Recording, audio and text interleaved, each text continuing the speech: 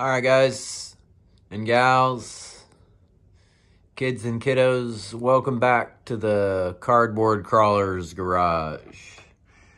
We're here at the desk today and we're going to be doing a little tip on spring swap for shocks. And I have some brand new RC Lion shocks that I need to install on something later today. So we're just gonna open up this package and get after it. These are like the secondary stiffness of springs on this shock. They're the gold springs, that they come that way.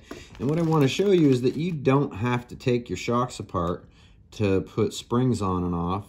And you're not going to damage the springs by doing this if you do it slowly and gently. There's a little secret. It's just kind of a physics problem. So what you have to do is just get a poker of some kind to where you catch the very bottom hook, okay? And then spin the spring on, but don't let the first coil go back around the shaft of the shock. So it gets a little tricky, but no, missed it. It will happen. It just takes a little bit of finesse. Don't let it hook. Keep it off, and there we go. Now I've started it. This spring, all I have to do is twist it off now. Oops, lost my cap, but it doesn't matter. I'll put it right back on and continue with the process. I always put a little blue Loctite on all these before I install them on the rig. But you can see how this spring has started off of the shaft, right? It's no longer connected, and I'll just spin that off. Boom, look, it just spins off. You know, and that spring is not damaged at all. It's not bent. It's not tweaked.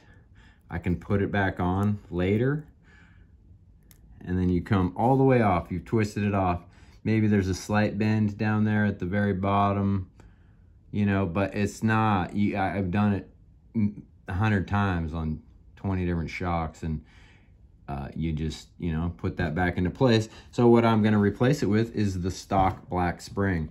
And then what I have to do is get, you know, I just let the spring go on there, the very top loop, and now I'm hooked to the shaft, right?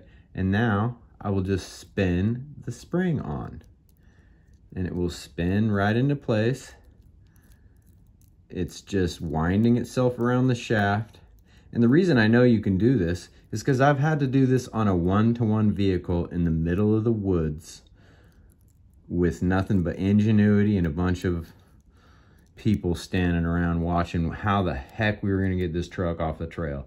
And that is a spring uninstall and reinstall without having to remove. You can actually do this while it's attached to the truck if you're really, really careful and really have some patience. But now that's a nice, you know, softer spring in there. I'll do the other work that I like to do, putting blue Loctite and whatnot on these, the heads and the bottoms. And I will also do Texoma RC spring mod. I do that to all my shocks these days because it just seems to work. So thanks for tuning in. Hope you have a great day. If you didn't quite understand that, watch it again. And if you still don't, go ahead and comment in the comment sections and maybe we can try to work it out. It is a pretty simple operation. So I hope you guys have a great Friday afternoon. I hope you get out there and do some crawling. I plan to set up a little course on my outdoor course in a while, and maybe I'll film that as well.